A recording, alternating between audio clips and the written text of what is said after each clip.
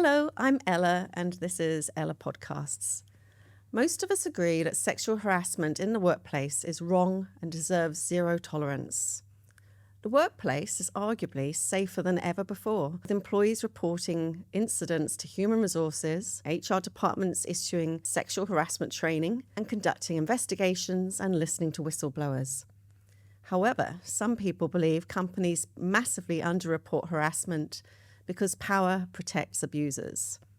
Today we're discussing who gets protected, who gets believed, who gets silenced, and what accountability should look like. Should careers be destroyed, or is redemption allowed in these cases? Here to discuss this contentious topic is Dr. Jonathan Marshall, a top psychologist and former professor. He's a Stanford and Harvard University graduate, and he offers perspective and practical advice. Echo Wu is a leadership and mental toughness coach. She works with people to increase their resilience and positivity. And we've got Tanya Quinn here today, and she's the creator of the children's entertainment company Fazzazzle World of Wonder. She's a former professional dancer and has performed in many music videos and feature films. Tanya will bravely share with us her personal experiences of sexual harassment in the workplace. And thank you for doing that, Tanya. It's not easy, I know. So, Jonathan, do you think we're actually better at talking about sexual harassment these days than, say, 20, 30 years ago? I think the Me Too movement has meant we're much better at talking about it. I'm not sure it's made much difference in terms of the experience and the statistics behind it. Really? Yep. And That's McKinsey report. oh, wow. Yeah. Okay. Can't argue with McKinsey. So, Echo, both you and I, our background is human resources, and I'm sure, like me, you've seen a massive change in the sexual harassment training that we issue on a yearly basis. Yeah. Arguably, we issue it more to cover the back of the company against any potential lawsuits than actually trying to stop it in the workplace. How effective do you think HR is these days at looking into misconduct such as sexual harassment? Yeah, that's a nice way of asking the question, as if HR is the only person to blame. I think, first of all, yes, compared to decades ago, we are talking about it more and more. But as what Jonathan said, talking about it with more awareness doesn't mean the truth wins, right? It doesn't really change. HR plays a very important role in terms of establishing the policies, clarifying the organizing the trainings, but at the same time creating a safe culture. It is everyone's role. It's not just HR's role. So I think it's easy to blame, it's not working because HR is not delivering the training. At the same time, every HR is in the system. We are in the system of an organization where business has pressure. We are in the system where there are politics. So it takes more than just HR to make it work. Yeah, definitely. I mean, you need every level of a company behind it. And also, from my personal experience, in my experience, I've seen a lot of people protected because they were making the business a lot of money, and therefore they got away with their bad behavior, because at the end of the day, the business is in the business of making money. They're not in the business of dealing with complaints about sexual predators. So I worked for a major company. I won't mention any names, obviously, when I was working in London, and we had a lord working in our private banking department, and HR received, I think it was something like 14 complaints from 14 different women of sexual harassment and intense sexual harassment from this fella. And we basically ended up paying off those ladies and saying goodbye. And the Lord sat there and continued to behave as he always behaved and made the company a lot of money. But, that really angered me at the time, obviously, because the unfairness of it and the fact that someone can just keep operating as they do and there's no recourse was abhorrent. Yeah, I think the fact is a lot of HR I shouldn't say a lot of, I can't represent everyone, but people like you and me, there are some HR who really want fairness. And when you talk about organization protecting someone, I think organization, they don't protect individual, but they protect what they are afraid to lose. So as you said, top performers, founders, CEOs, people with high stakes for them to lose. So the question is really around how can we have the courage or build the courage for the leaders, for the organization to really make the right decision. I've seen scenarios like the ones you mentioned where it's very frustrating and disappointed. Personally, I've seen organizations really have the courage to deal with. The example I have is people from HR departments, senior executive, and they are announcement making. So that kind of organizational behavior is creating an experience where employee believes if they voice up, it will be taken seriously. So I think different organizations different, and it's really individual based on the management team at the time. It's a collaborative effort. Yeah. And what has shocked me, just doing this podcast on sexual harassment in the workplace, is the sheer number of women that came forward saying they had stories. I've never had a response like it before, because when I look for my guests, I do post it up on certain forums, and then I was absolutely flooded by women saying, yes, I've had that experience. And it made me really realize how bad it has been for many women. And I know there are men out there as well who are sexually harassed, but the majority, and certainly the people that came forward, are women. But it makes you realize how big a problem it is. So Tanya, you're here today to bravely talk us through some of the experiences you've had. And I know you were a former professional dancer, and I imagine that obviously when you're in tune with your body, and you probably you still do have a fantastic body, that naturally you're going to attract attention. Yeah, unwillingly. I've got quite a few stories actually, but I'll start with my earliest experience of when I was at university. And one of my first jobs, I worked for McDonald's. Yay! Yeah. That's kind of like just first job that I could find. McDonald's, very easy. So I was working at McDonald's, and during the time, like my boss at McDonald's, and he was the head of the actual restaurant.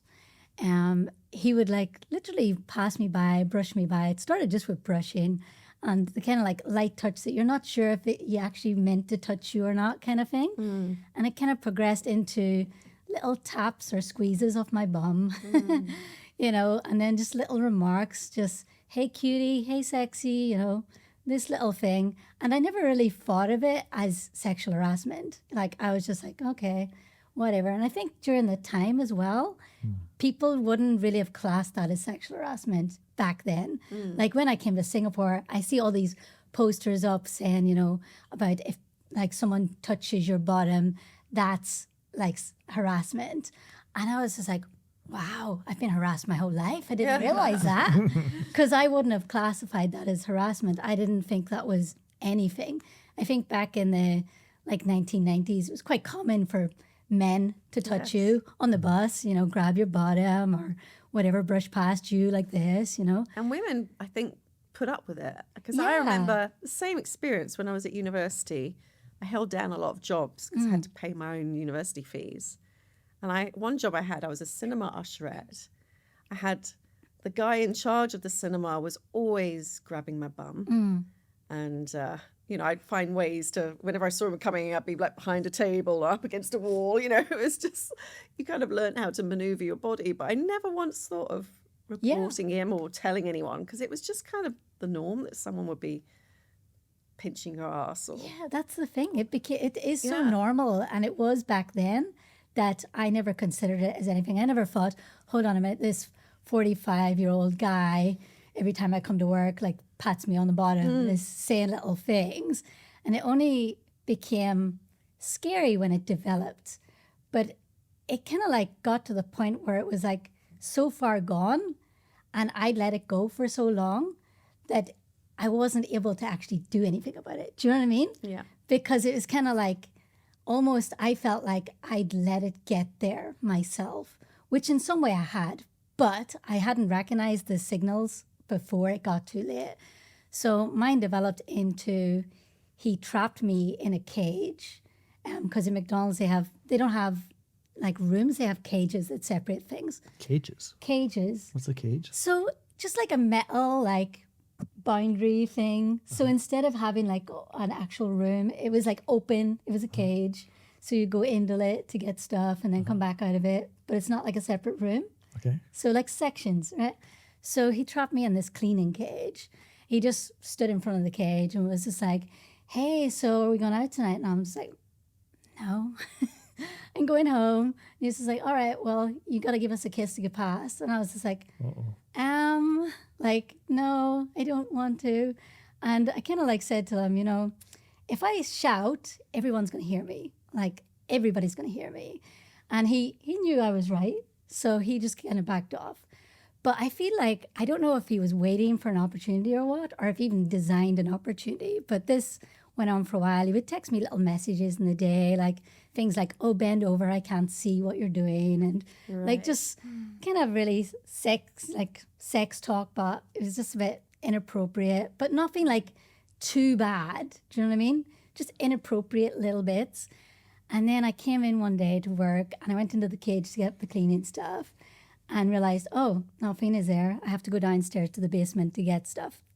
And I went down into the basement and walked inside like a warehouse space. And then I hear the door closing behind me. And I'm just like, oh, walk out. And he's just stood there in front of the door. And he dropped his pants and said, okay, it's time for my blowjob. And I was like, at that point, I was like, okay, I can fight and get hurt. He's going to be really big. He's going to hurt me. Or I can submit, give him what he wants, and get out of there, hopefully. But I chose to fight. So I did. And I got hurt. But he didn't get what he wanted. Because in my head, I was just like, if this is going to go down, I'm going to go down fighting. And I'm just, from my upbringing, I'm not someone to submit to someone. So I was just like, I'm going to fight this and I'll get out. I did get out. But guess what? When I got out, I ran up the stairs and there was a guy at the top of the stairs keeping a lookout. Really? Yeah. And then he came behind me and the two of them grabbed me and pulled me down the stairs and told me that I was a piece of shit and I was trash and trash belonged in the trash. And the two of them carried me outside and put me in the McDonald's trash can outside. So that's how my story ended. Is that the end? Well, do you want to know how it was dealt with? Yeah. Yes. So that's quite interesting. So I sat in the trash can and cried for a long time and eventually climbed out of the trash can and I went back into the McDonald's through the open door, got my things and just left. And as I came in, it was like everyone had a story of what, I don't know if this was true, but in my head, everyone thought something had happened, but that I had given him something, do you know what I mean? That I had done something for him, kind of thing, like some kind of thing. In my mind, everyone was looking at me and everyone knew something had happened, but that I'd done something, sexual with this guy. And it was kind of like whispers and sniggers. And I just took my stuff and left and I went home and cried. And did I tell anyone? No, I didn't tell anybody, but I was so scared to go back into work and I couldn't go back into work. And then I was getting these messages saying that, I wouldn't get paid if I don't go back and da-da-da-da. And then he started texting me horrible messages, calling me a stupid IRA twat because I started talking and he knew where I lived and he was going to come and kill me and slash me up in the middle of the night. And that's when it got so that's when I went and reported it to my person at university. And she reported it to the head of McDonald's, over the top of him. And then there was lots of interviews. I was called in. We were both apparently put on unpaid leave. I was called in for an interview. And the first interview was tell me what happened. Oh, okay. Now, here's a piece of paper. Write it down. Okay, and then I don't know what his interview entailed. But then I was called back in. Tell me again what happened. Write it down again. And I was just like thinking in my head, are they trying to like check what I like compare that I haven't changed my story? Like, are they trying to like, you know, I almost having to prove to them that this happened. Do you know what I mean? So, and I was showing them messages from him. I was showing them like different things that he'd sent me and stuff, and telling them about, you know, the lead up to all of this and the little things that had happened before this big incident. And they just didn't seem to believe me. And then he actually showed up at my university campus, and we had to call the police. And then the police got involved. And that's when the investigation was taken over from the McDonald's HR, because they actually didn't involve the police at all. And the police were involved, and he did eventually get charged for sexual harassment and assault. So, yeah, but it was intense. But that's not the only thing that I've had as a dancer. Yeah, but that's the major one. So, yeah. Are you glad that it went to the police?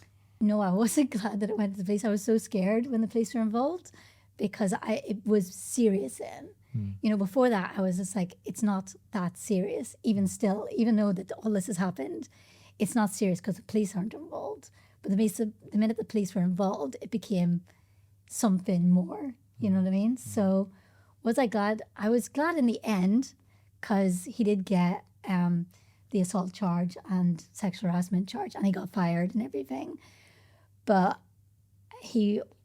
I wasn't glad at the beginning. I was very scared. Yeah. So Because like a huge number of people who report sexual harassment experience reprisals.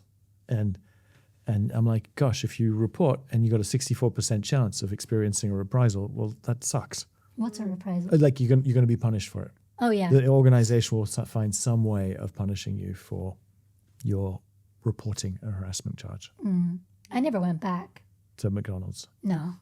I was just like thinking that everyone's going to be talking about me. Everyone's going to think that whatever he said is true. And yeah. And there's feelings of shame, even though there shouldn't be. Yeah.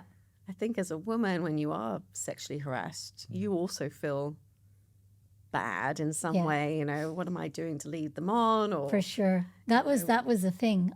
At the end is that I felt that I was like questioning myself, is what did I do to bring this on? Like what kind of cues did I give him, wrong cues did I give him that made him think that I was up for whatever he was up for, kind of thing. And it was very much like, it was an escalation in terms of that he wanted something from me and I wasn't giving it to him. And like maybe if I had been like a different person and weaker person and given what he wanted, it may not have resulted in physical violence, kind of thing. But yeah, I'm just not that person. So And I think times have really changed, and I'm sure you saw this as well, Echo, with HR. I think when I started my career, if somebody did complain of this kind of harassment, they'd be very quietly moved out. And yes, there'd probably some payment that went on, but they'd be gone. The problem is solved. You know, that person that reported it is out.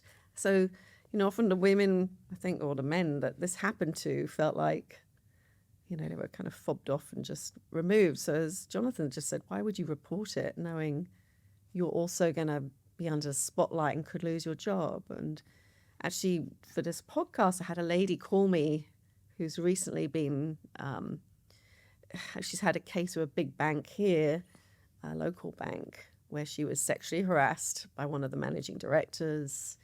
And it created the biggest stink because he was a big money maker. You know, they didn't want to get rid of this big MD, and she had to really fight. But in the process, she also ended up leaving because the attitude towards her had changed so much, and she was seen as this problem woman, and she's making a big fuss over nothing. And, you know, you've destroyed your career as well as his. So, you know, it really, you know, damned if you do, damned if you don't, I think, Jonathan. Yeah, and I think it's not just sexual harassment, but all harassment. Like I've worked with a number of companies where there's sort of a major breadwinner, a rainmaker who is hostile and who's causing all kinds of destruction and psychological problems. But at the end of the day, does a company want to act fair and like do what's right, or do they want to make money? And it's frustrating. Yeah. Interestingly, men report sexual harassment like half the times that women do. So although sexual harassment in the workplace for women is very, very high, men it's half as high, which is still remarkable. But it's a different kind of harassment. I have a question for you. Please. Do you think that that's because men do experience it as much as women, but they don't report it, or they experience it less? Oh, interesting. It is possible. So I have a personal experience, and that's decades ago. I remember I was like on my first week onboarding in this US MNC, and I was in China that time. I was having a meeting with the operational head from Brazil, Brazilian guy. The first one-on-one meeting with him is he was like, I feel I'm being sexually harassed by plant female employees. And by description, I think it's recognized. It's also interesting to see how the culture differences is. Like people feel appraising, he's like, you are so handsome, your muscle, etc. They feel this is okay. But in certain culture, this is very uncomfortable. At the same time, because I guess reality is because traditionally we feel female are the victims. And the men, they almost like this is not an option and feels awkward because he's a very senior person. And those female employee, the number of female employee, they are very junior, blue collar. He was like, what should I do? So I guess maybe that contributes to the belief that why, as a male, what can I do? So I guess that could be the reason. There are equal number of harassment, but there's less reports, maybe. Yeah. Or there's that perception of you're a man, if you're on the receiving end of sexual harassment. enjoy it. I was going to say, aren't you lucky? Well, a lot of it towards a man is humiliation. Oh, you're a faggot. Oh, you're not man enough. Oh, so it's a kind of it is sexual harassment in its definition. Sexuality as well. Yes, it's not as often I want to have sex with you. Right. And when it is, it may be from other men or from women. Right. Yeah. And the other typical example is when a male boss in a senior position, it's related to power dynamics, right? Again, it's very sensitive. For example, some young woman try to approach and hints. These cases we see, but it's rarely really took through the process as sexual harassment, and it's being taken in a different way. So I think, answering your question, when it comes to formal sexual harassment report, most of the cases are still female, and definitely related to position, power dynamics, and etc. Yeah. It's interesting that I think it's much less about sex than it is about power. Mm-hmm. It's about using power in a sexual context as opposed to wanting the intimacy of sex. Mm-hmm. And in some ways it's a shame because I think especially in the 90s, early 2000s, there used to be a lot of office banter and flirting and, you could be cheeky. And, I've thought about this on reflection. Those days it was kind of a fun time because, it could be pretty outrageous for some of the jokes and the, sexual innuendos, but it always had to be with someone you felt comfortable with in that space. So often it was someone that you liked, but nothing was ever going to happen, but you had a bit of banter. But now it would be seen as completely inappropriate. So I think it's changed the whole work environment where people don't dare say anything, do anything for fear of getting into trouble. I'm sure you're right. I don't work in the corporate environment anymore. I'm just a consultant. Yeah, so I think the landscape's changed. So I'm on the side that showing respect is very important. Yeah. And when it comes to harassment, it's always about the receiver's perspective, right? The definition of sexual harassment is actually how the receiver perceives it. So some of the jokes are perfectly okay. For example, a hug, a kiss on the cheek is perfectly okay for someone. It doesn't mean it's okay for, let's say, there are culture differences, there are age differences. So yes, you do need to show respect, and maybe we create inclusive workplace. It's really about trying to understand what can be accepted, what is not, rather than assume everyone's the same. I think that's very important for a leader if you are managing, a lot of nuances. Yeah. And then there's a lot of people who stay quiet and don't report incidents. And I think it goes back to what you said, Jonathan, about... Probably 90% of cases is the estimate. 90%? 90% of cases for sexual harassment. That's huge. I didn't realise it was that high. Yeah. And there's always a concern that, there are all these false charges, this is all histrionics. And the research on that says while there probably are such cases, there are probably as few as 2% to 10%, but the statistic is closer to 2%. So people either put up with it or they move jobs, I guess. Yeah, I've seen a lot of, unfortunately, a lot of people, they choose to leave rather than report. And what Tanya, your experience is showing I think every individual has a different level of self-confidence, your ability to believe I'm in control of my life. So for your case, you are one of those who are brave enough to fight. A lot of people choose to be quiet or quit, not only because of the fear, but also because of the lack of the system. You talk about they don't trust HR can really do a fair investigation. So the belief will also hold them back. So every individual is very different. And I think there's a lot more to be done from organizational level to be very clear and also from leaders' perspective when it comes to power dynamics and to tricky ones, the ones they want to protect, how to really make this happen is very, very challenging. But it is, it's astonishing how much it has changed since the Me Too movement, because it has been a massive catalyst in the way we look at harassment. And as you said, Tanya, back in the day, you'd be like, oh God, that's him again, everyone hide, or, it's annoying. It's like an annoying gnat. Get away from me, stop pinching my ass. But now, there's a lot more education around Awareness. the subject. Yeah, for sure. I think men have, and women, they get that sexual harassment training and they're forced to watch it. They have to clock in the hours with HR compliance to show they've seen it and they've understood it. And it has made an enormous difference, I think, in reducing incidents. But certainly back then it was, you look back and you think, why didn't we speak up? Why did we just put up with it and just kind of brush it off as, oh, he's gross, or oh, he's a sleaze, but you didn't actually vocalize anything. A colleague of mine in the university, he came into my office once, white as a sheet, and he's like, what do I do? I'm like, what happened? He goes, this student has 7 times sent me an email for a date and just came into my office hours and said, if I don't ask her for a date, she will accuse me of sexual harassment. And I was like, wow, that's very ironic. If you don't invite her for a date, I was like, what are you going to do? And he's like, if I tell the dean will think something bad of me. But if she tells the dean, well, then I'm fired. Yeah. And he's like, but if nobody does anything, then it's all okay, right? I was like, gosh, I wouldn't want to be in that position. What did he do? He kept quiet and he made sure that his teaching assistants graded her papers and that he didn't. And I asked him after it was all over, I was like, did your teaching assistants do a good job? And he said, no, they gave a much higher grade than I would have, but he didn't want anything to do with the case.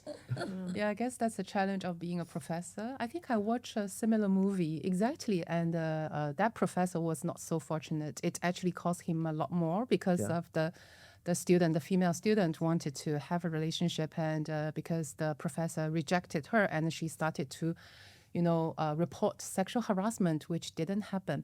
And I think that's also that is important for organization, especially for HR function or compliance.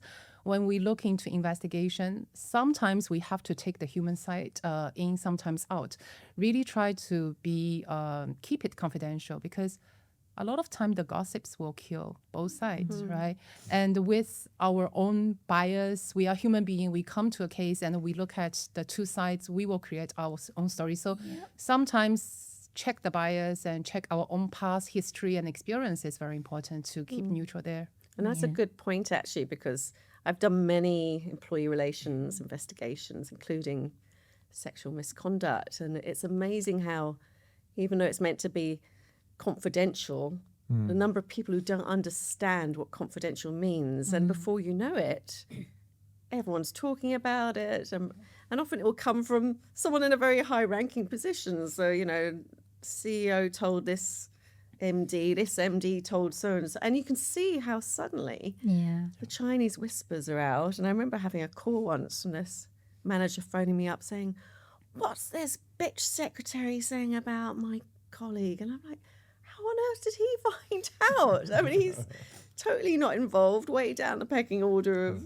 who's involved in this investigation. And it's hard to contain the information so that you truly have an unbiased investigation. And then you also sometimes find the victims start telling everybody. So, or the victim before, proven to be the victim. So again, it's the office politics interferes with doing a proper investigation. Yeah, it's very complex sometimes. So the gossip usually will be really the distraction, and in a way, we also need to protect the one who are being accused, because before your conclusion is made, nobody is guilty. But that's very hard sometimes because of the gossips. How do you align the narrative?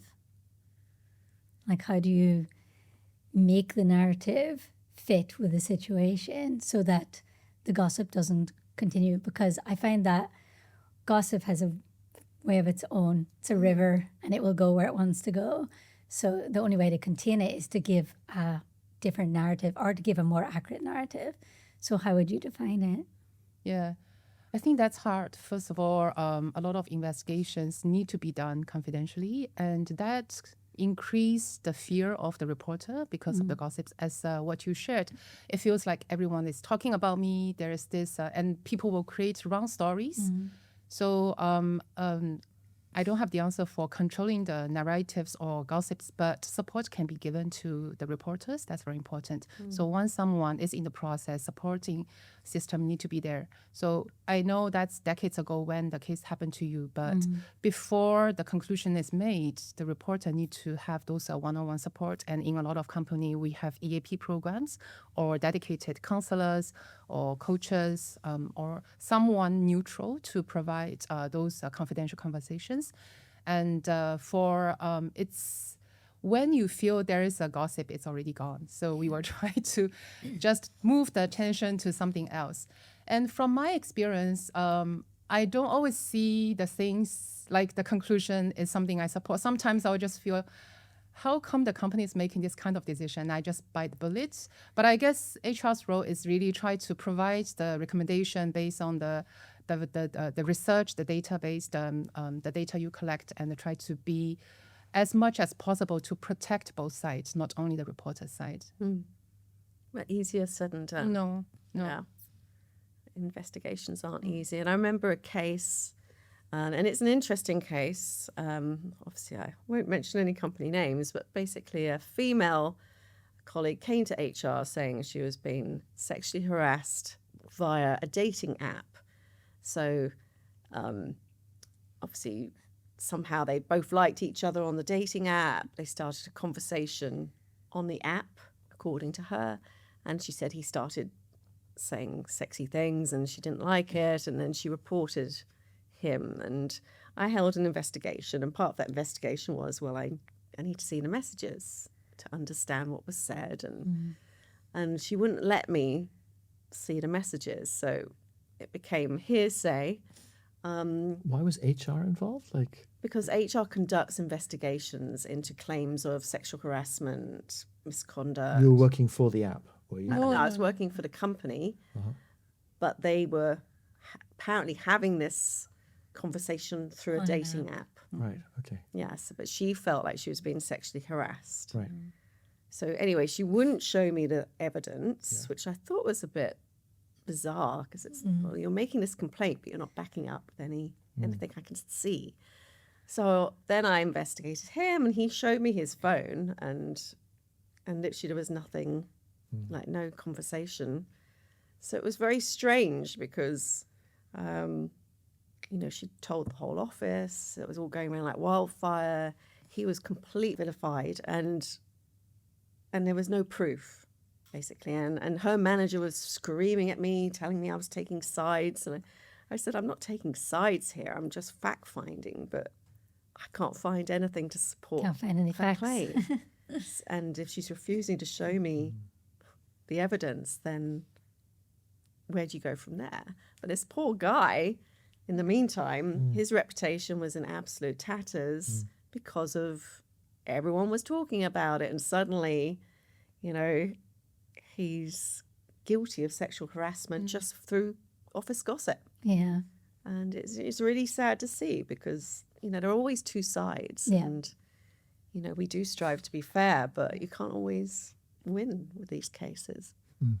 Do you think, Jonathan, that the Me Too movement has led to women reporting innocuous events? I think there's a change in culture. And so, for example, people talk about, I don't feel safe around you, particularly younger people in the workforce. And to an older person in the workforce, that's, you know, safe? My God, you're afraid I'm going to beat you up? But they may be meaning, no, I don't like the way you said that, or the way you made me feel. Or it's so I think the general sensitivity to boundaries is going up very quickly. And I think people who are older feel maligned, or this is ridiculous. And I think younger people feel like they're dealing with dinosaurs who are callous and inconsiderate. So I think there is a change, but it's very confusing. Yeah, I've got something to add to that. So I feel like in schools now, there's more education around how we speak to each other. Yeah. And like, as you just said, the way the person spoke is I don't like how you spoke to me, or I don't feel safe around you. That's very educational talk. So like, even with my kids, I see what they're being taught in school, and they're being taught to talk like that. They're being taught, you know, how to approach matters, but even if they don't know what it is. So like, I'm feeling nervous, but I don't know why I'm feeling nervous. So you can literally say to the person is like, I'm feeling very anxious around you. I'm not sure why. And to be curious about that and have an open conversation about it. And it's really interesting how it's, that's coming in a lot, and it's really coming through education at the moment. And if it's phrased not heard the right way, it's like, well, why are you accusing me of being the cause of your anxiety? That's your problem, not mine. But that's your problem. Yeah, exactly. Not theirs. Yeah. So it's funny. It's I guess as a human like organism, we're very defenseless to ourselves, right? Yeah. So if someone says, I don't feel safe around you, you feel like, oh, defense is up, you know, I haven't done anything, which you probably haven't, but that's your defense mechanism, and that's your problem, right? Yeah. But they've told you that they don't feel safe around you. So the right way to approach that would be say, okay, I'm sorry I've made you feel unsafe. How have I made you feel unsafe, or what have I done to make you feel unsafe? How can we work through this, right? So, but that's coming from a very educated stance, and children now are being taught emotional language and all of that stuff. So I think it's actually the kids are more mature than us at some points. Yes. And our boundaries going up and our barriers going up and being defenseless as to, you've told me you're not feeling safe around me. That's actually in us and not in them. So it's important to be curious about ourselves as well as the other person in those situations. Well, it's not always easy to understand. It's really not. Gen X and they're It's Gen really Z, not. and you know, you don't even understand what on earth are they alluding to. Yeah. And a friend of mine who's a lawyer, in her law firm, she had a graduate start working for her, and all she said was, "Oh, you know, let me know your WhatsApp number, and I'll text you the address of where we've got the next meeting." And then suddenly she gets a call from HR saying, oh, the graduate doesn't feel safe giving you her contact number and feels like it's inappropriate for you to ask that. And it went straight to HR, and it became quite a significant thing that she had somehow breached the trust by asking for this. And it was just such an innocent request, and obviously this graduate could have just said, look, I'd rather not give you my WhatsApp, can you just send me an email, but there was nothing in between Yeah. it being reported. And that is my worry sometimes now, that we're going to the other extreme where people are reporting absolutely everything. I had a case where a female employee reported she was in a taxi after a work event, and her colleague, brushed her leg with his hand. And during my investigation, I said, well, what happened after that? And nothing had happened apart from he brushed her leg with his hand. And he'd said it was an accident. And nothing else materialized. So for me, it was like, well, I don't know, is this sexual harassment? It doesn't sound like it to me. But to someone else now, with all the thoughts going on in their heads, this is a sexual harassment case. So what happened to that case later on? Well, frankly, I felt too much was made of it. And this is the other problem now. I think once it's already reported to HR, it becomes a slippery slope because it gets investigated and there has to be an outcome. And he ended up resigning. He just didn't want to go down that road. Yeah, I can see that. Even so, there are different kinds of investigations. In a lot of cases I handle, actually evidence was very clear. And I really appreciate those reporters because they need to be the ones to have the courage to report, and we go through. And when they report, they bring along very clear evidence. So that's very important. But I've also handled cases like this where it can be a little bit tricky, right? It's not that serious, and maybe it can be unintentional. But yes, there are actions like people are separated like from each other, one moved to another job. So sometimes you were like, maybe it's not necessary, but as part of the process, things need to be done. So I agree with you. Sometimes I also have a question mark. Maybe it's not, but things were still done to separate two people from the department, or they are moving to different shifts. They don't see each other again, and the conversation need to be made for both of them. So try to either avoid or just keep a distance, since this female is not comfortable with this male around. Yeah. And it's not always easy to be neutral and unbiased, because part of me always wants to say, oh, put on your big gold pants, for God's sake. He brushed your leg once in a taxi, big deal. But to her, it was a big deal. Yeah. Yeah. And it comes down to your point about it. It's, is it welcomed or not? It's your own perception. Yeah. That makes it so difficult. Yeah, and I think from the system's perspective, doing something that makes the woman or the reporter feels safer is meeting the purpose, right? Maybe it's just the people, the human part in the process questioning. It's just me. But I think if we objectively look at the process, those change are necessary to make the reporter to feel safe. Yeah. So when you look back, Tanya, and I'm sure you as a dancer, you would have had so much attention, because it goes with that territory in the entertainment business. There's a huge amount of and costumes that we were wearing. Yeah. Yeah. We had some interesting costumes. I used to work on Bollywood movies. Oh, wow. With Priyanka Chopra and all the big stars. It was really fun. But they would literally sew you into your costume. Wow. So they would literally come with like material, they'd wrap you around like tube and sew it into your back, and then they just cut it off you. Wow. But you would literally be standing there in your underwear and get costumed up before you go on set. So it was really fun.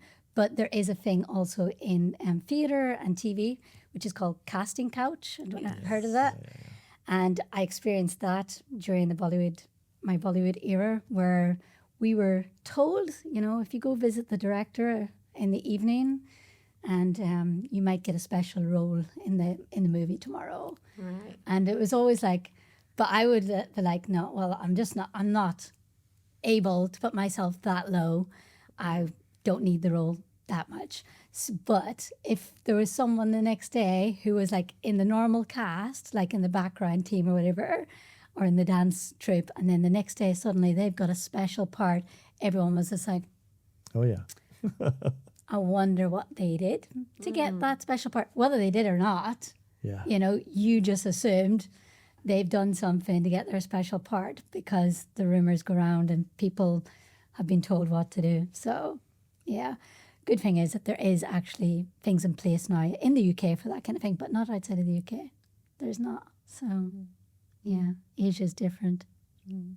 And that's interesting because even out of the sexual harassment case, the two people, the society around you are so biased in a way. I remember when you talk about the special characters or the roles, there was one time, that's actually my first role in Singapore. It was a relocation. It's an international role, very nice relocation assignment.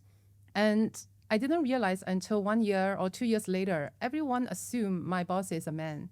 Because they know my boss is based in Hong Kong because I fly to Hong Kong every month, and they just assume my boss is a man. There must be something. That's why I was relocated. It's until very later through some casual conversation.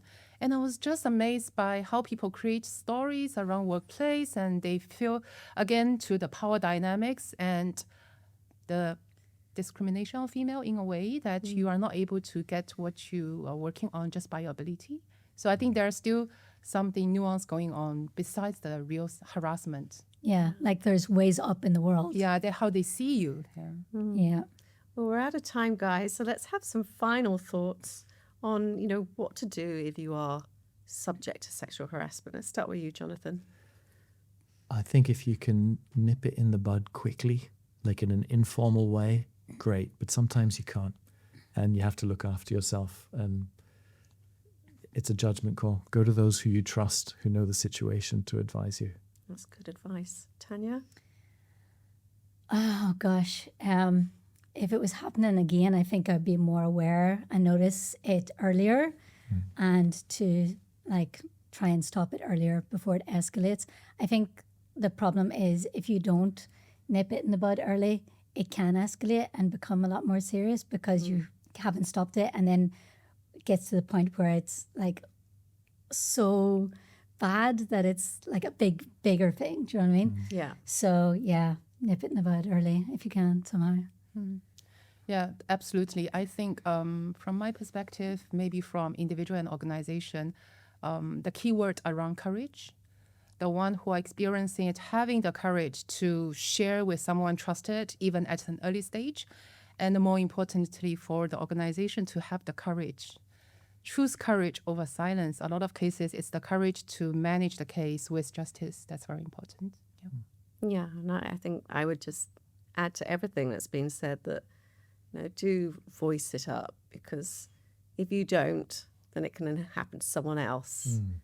So it is important that we just break that pattern of whoever is behaving inappropriately. Thank you for joining us for this sensitive discussion on Ella Podcasts. If you or someone you know is experiencing sexual harassment in the workplace, do speak to your human resources department, a representative, or your manager for help. If you want to suggest a topic for our next episode, please join our Facebook group at Ella Podcasts and message us. Please rate and share this podcast. Stay strong, and sending you a big hug.